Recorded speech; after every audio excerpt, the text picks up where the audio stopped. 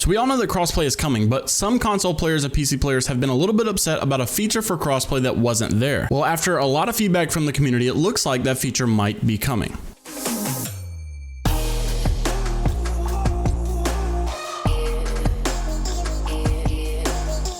So at the time that I'm making this video right now, I actually have no internet whatsoever, so the video might be coming up a little bit late because apparently there was a guy who climbed a power pole and will not get down whatsoever, so the company had to just kind of shut the power off and shut the internet off so the guy wouldn't electrocute himself. But I don't know what's going on, so I guess I'll just have to wait and see and wait around until I get my internet back. And let's see if we can hit 1,000 likes on this video. I've never really asked for likes, so we'll just see how it goes, but let's see if we can smash our 1,000 like goal. But basically, there's been a lot of feedback about the crossplay beta since it was released on the Aftermarket trailer. Most of it has seemed pretty good, but honestly the pretty good seems to be normal, so people don't usually get surprised by what's pretty good, and they usually focus on what's not good. So for instance, one thing that was really a big problem with this crossplay beta that we saw is the people that are being hurt the most with slow queue times are PC players, and the people that don't get as many people from this crossplay are PC players. Then also you had a lot of console players that wanted to prove themselves against the best of the PC players.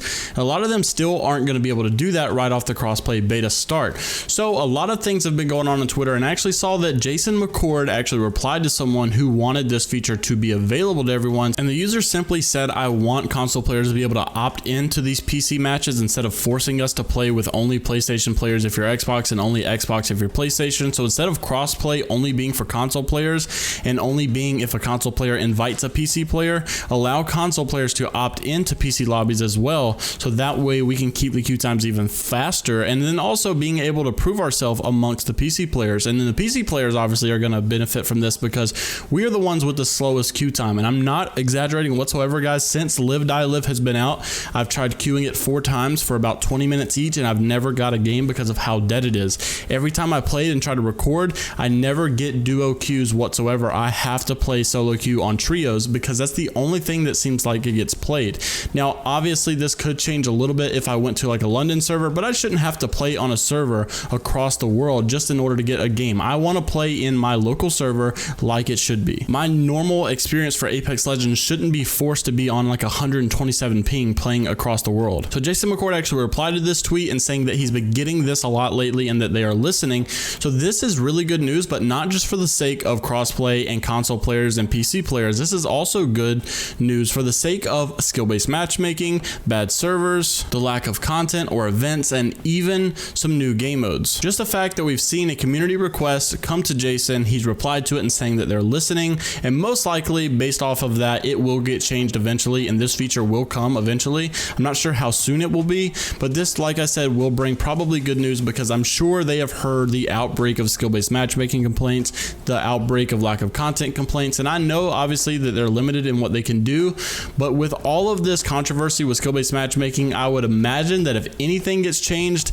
even if it's not the servers, even if it's not the content, at least the skill-based matchmaking will be dealt with, because I've never in my life seen a game get so many specific requests, and I honestly think that solos is probably less requested than skill-based matchmaking. I really do feel like that. SBMM is probably the hottest topic of any game I've ever seen. So if they'll listen to crossplay complaints, maybe they will listen to skill-based matchmaking complaints. One can only hope. And maybe eventually they'll sneak in a way to add solos. I said this in my stream the other day that I've never really been a big fan of solos for Apex, but honestly, I think I really would enjoy it more than anything else because I don't really want just to be able to solo queue in Apex Legends and only have a solo queue experience. Even as unbalanced as solos was whenever it was released for the LTM, I honestly can say that I probably had the most enjoyment playing solos than any other LTM that I can think of right off the top of my head. I think it was probably the most fun I've had in Apex. And like I said, that's with the unbalanced meta that it had, being mostly only Pathfinder and mostly only Wraith. And it kind of ties back to what I showed you guys Kijana said on Twitter the other day, that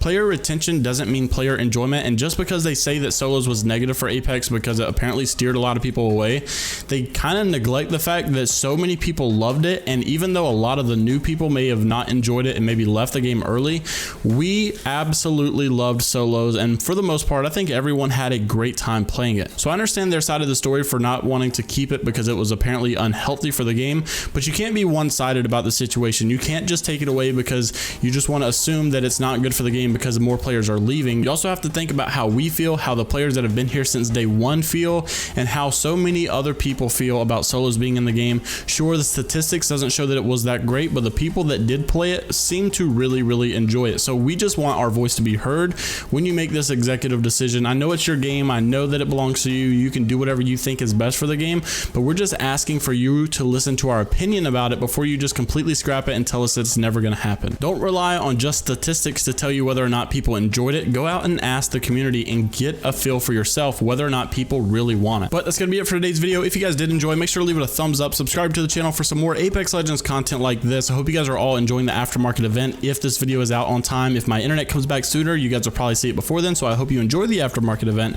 But I'll see you all in the next one. It's Viber Die only. Join the Discord down below. As long as everything goes according to plan with Crossplay, I do plan to do a 1v1 tournament for 1,000 Apex coins. All you have to do is sign up in the Discord, and I'll let you know in the announcements page when that becomes available, as long as, like I said, Crossplay works as intended. But yeah, that's going to be it for me. Once again, make sure to click the like button, see if we can smash 1,000 likes on this video. Never really asked for a like ratio, so if we can hit 1,000 likes, that would be great. And I will see you all in the next one. Have a great day. Peace.